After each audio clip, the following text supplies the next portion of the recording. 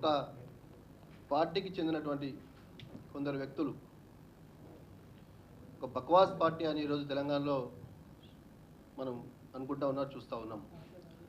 ఆ బక్వాస్ పార్టీకి చెందినటువంటి కొంతమంది బట్టబాజీలు తెలంగాణ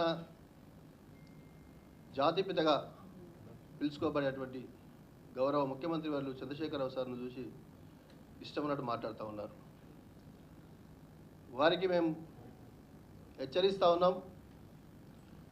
ఇందాక పెద్దలు కూడా చెప్పారు, మీరు మాట్లాడుతున్నటువంటి వ్యక్తి ఆకాశం అంత ఎత్తున్నటువంటి వ్యక్తి.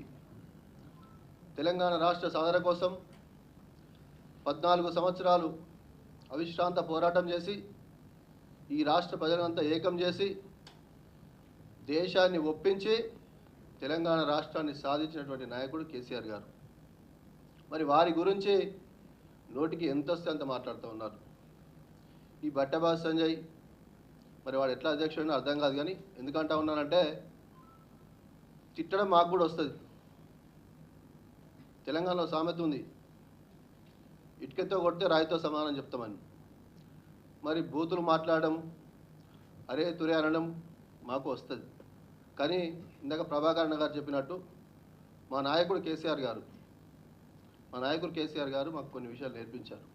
ఎలా ఉండాలి, ఒక కుటుంబ పెద్దగా, ఈ రాష్ట్ర పెద్దగా ఉద్యమంలో కానీ ముఖ్యమంత్రి అయిన తర్వాత మనం ఎలా ఉండాలో వారు నేర్పించారు. కాబట్టి కొంత మాకు సంస్కారం అడ్డొస్తూ ఉంది. కానీ చెప్తా ఉన్నాం బిడ్డ, అట్లాంటి నాయకుడిని మీరు ఏ భాషలో మాట్లాడితే మేము అదే భాషలో మాట్లాడాల్సిన అవసరం ఉంటుందని చెప్పేసి తెలియజేస్తూ ఉన్నా. అది నీ వరకే సరిపోదు, నీ వరకే మాట్లాడతాం అనుకోవద్దు. నువ్వు ఒక పెద్ద నాయకుడిని, ఈ రాష్ట్రాన్ని సాధించిన నాయకుడిని, తెలంగాణ కోసం ప్రాణ త్యాగం చేసి చేయడానికి సిద్ధపడి తెలంగాణ తెచ్చిన నాయకుని గురించి మాట్లాడుతూ ఉన్నావు.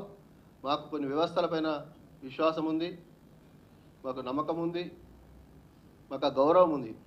కానీ మీరు మాట్లాడే పద్ధతి మారకపోతే నిన్నే కాదు, నీకు ఎవరైతే అధ్యక్షుని చేసిండ్రో, నీకు ఎవరైతే ఎంపీ కావడానికి బీఫామ్ ఇచ్చిండ్రో వారిని కూడా వదిలిపెట్టం, వారిని కూడా మేము అదే స్థాయిలో తిట్టాల్సి వస్తుందని చెప్పేసి నేను హెచ్చరిస్తూ ఉన్నా.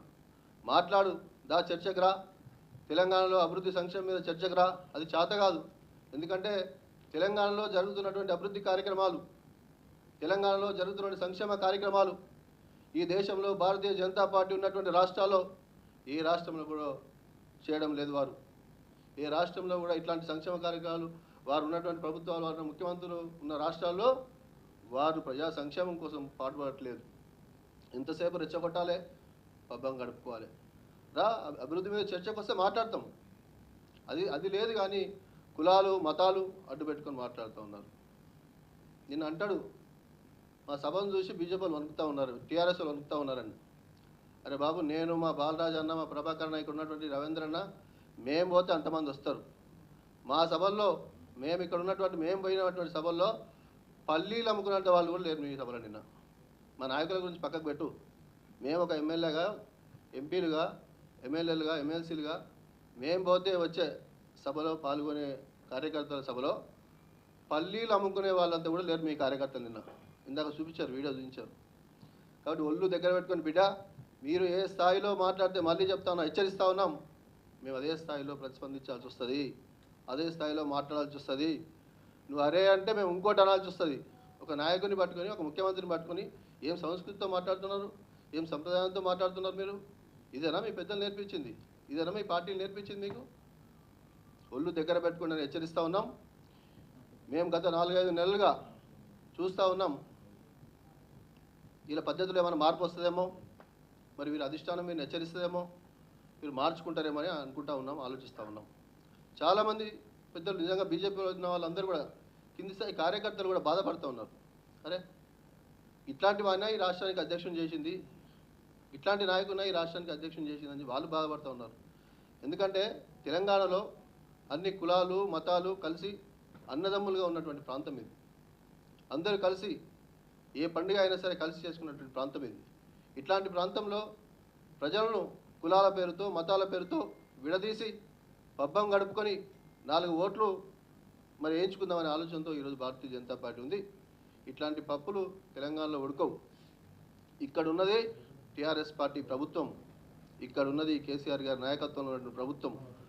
వారికి సుదీర్ఘ రాజకీయ అనుభవం ఉన్నది, 40-45 సంవత్సరాల రాజకీయ అనుభవం ఉన్నది. సెంట్రల్ మినిస్టర్గా పనిచేశారు, ఎన్నో పర్యాయాలు ఎమ్మెల్యేగా పనిచేశారు, మంత్రిగా పనిచేశారు. ఈరోజు ఈ రాష్ట్రంలో వచ్చిన కొద్ది రోజుల్లోనే ఎన్నో మార్పులు తేవడం జరిగింది.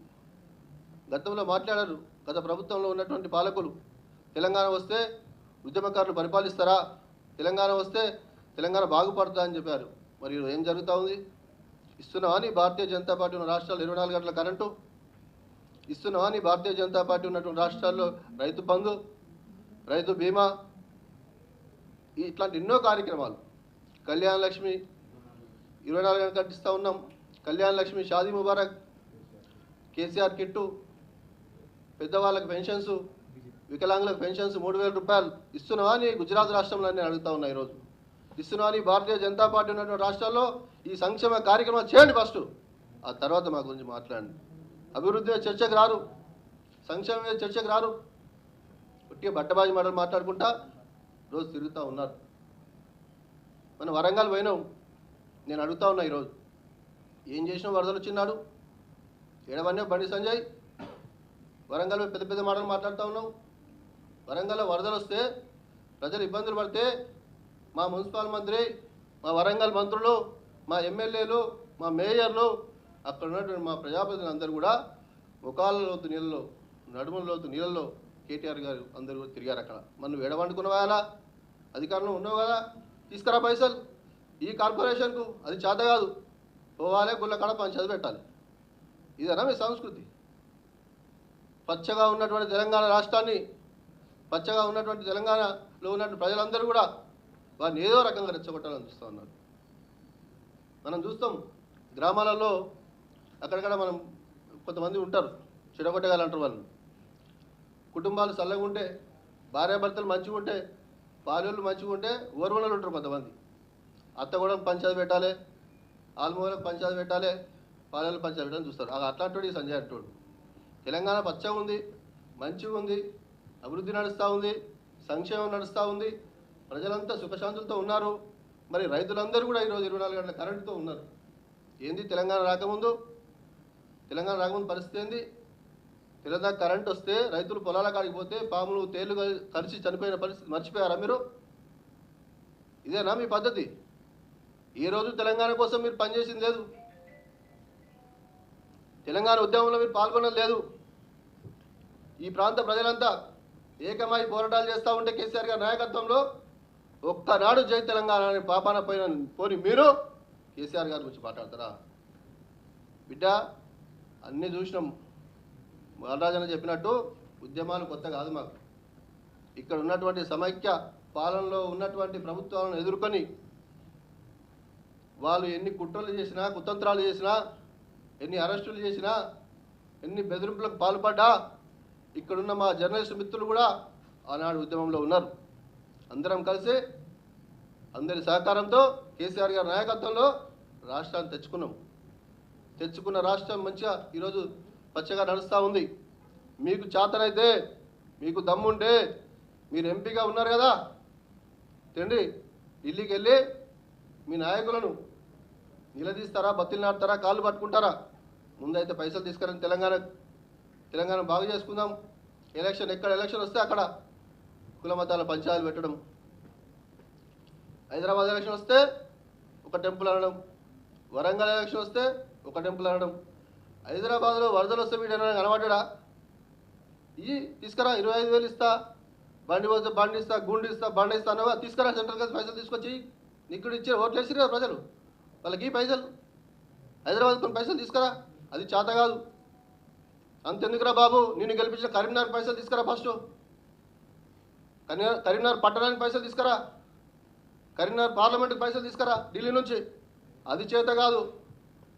ఎంతసేపు ఒక మతాన్ని, కులాన్ని అడ్డు పెట్టుకొని రాజకీయ పబ్బం కడుదామని ఆలోచనతో వీళ్ళు ఉన్నారు. కాబట్టి ఇలాంటివి తెలంగాణలో నడవవు.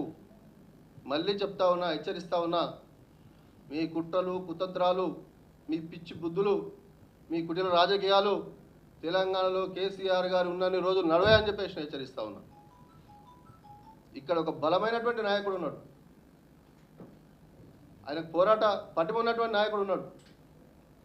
మీలాంటి బచ్చాగాలను లుచ్చాగాలను ఈ తెలంగాణ ఉద్యమం, తెలంగాణ రాష్ట్ర సమితి పార్టీ ఎంతోమందిని చూసేది. ఒక్కసారి చరిత్ర తెలుసుకో. కేసీఆర్ దగ్గరికి వచ్చిన వాళ్ళు, కేసీఆర్తో పెట్టుకున్నవాడు ఎవ్వడు కూడా రాజకీయంగా బతికి బట్ట కట్టలేదు. నువ్వు కావాలంటే చరిత్ర చూసుకో ఒకసారి అని చెప్పి తెలియజేస్తున్నా. నీకు చరిత్ర తెలియదు. నువ్వు తెలంగాణ ఉద్యమంలో పాల్గొంటే చరిత్ర తెలిసేది నీకు. ఏడున్నారు మీరు అప్పుడు? కేసీఆర్ గారు 2001 కరీంనగర్లో సభ పెట్టిన నువ్వు ఏడున్నావు? చెడ్డీలు వేసుకొని అక్కడ గడిగా తిరుగుతూ ఉన్నావు. మరి అట్లాంటి నాయకుడిని ఒక జాతిపితగా పోల్చుకున్న తెలంగాణ ప్రజలు, తెలంగాణకు తండ్రి లాంటి వాడు నాయకుడు, అట్లాంటి వారిని మీకు మరి ఎట్లా నోరు వస్తుంది నాకు అది అర్థమైతలేదు. రాజకీయంగా మాట్లాడితే రాజకీయంగా మాట్లాడండి, చర్చిద్దాం. మా ఎమ్మెల్యేలు, మా మంత్రులు, మా ప్రజాప్రతినిధులు మీరు అభివృద్ధి మీద మాట్లాడితే అభివృద్ధి కోసం మాట్లాడదాం. ఇక్కడ అన్యాయం చేస్తే చెప్పండి, అది మాట్లాడతారు. కానీ ఎంతసేపు నోటికి ఎంతో శాతం మాట్లాడతామంటే ఖచ్చితంగా చెప్తా ఉన్నాం. 4-5 నెలలుగా ఇందాక మా పెద్దలందరూ చెప్పినట్టు కొంత ఓపిక సహనంతో మేము చూసినాం. మీరు ఏమైనా మార్పు వస్తుందేమో అనుకున్నాం. మీరు ఇప్పటికైనా మారకపోతే ఖచ్చితంగా చెప్తా ఉన్నాం, మళ్ళీ కూడా 60 నుంచి 65 లక్షల సభ్యత్వం ఉన్నటువంటి పార్టీ టీఆర్ఎస్ పార్టీ. గ్రామ స్థాయి నుంచి మా కార్యకర్తలందరూ కూడా ఎట్లాంటి పోరాటానికి సిద్ధంగా ఉన్నారు. రాబోయే రోజుల్లో ఇలా మార్పు వస్తుందని చెప్పేసి అనుకుంటా ఉన్నాం. ఎందుకంటే ఒక పెద్దల గురించి మాట్లాడేటప్పుడు కొంచెం ఒళ్ళు దగ్గర పెట్టుకొని మాట్లాడాలి. ఒక ముఖ్యమంత్రి స్థాయిలో ఉన్నటువంటి వ్యక్తుల గురించి మాట్లాడేటప్పుడు కొంచెం జాగ్రత్తగా మాట్లాడాలి. మీరు అది లేకుండా ఇష్టం వచ్చినట్టు నోటికి వచ్చినట్టు మాట్లాడితే ఖచ్చితంగా భవిష్యత్తులో నేను కూడా అట్లే స్పందించాల్సిన అవసరం వస్తుందని చెప్పి తెలియజేస్తాం.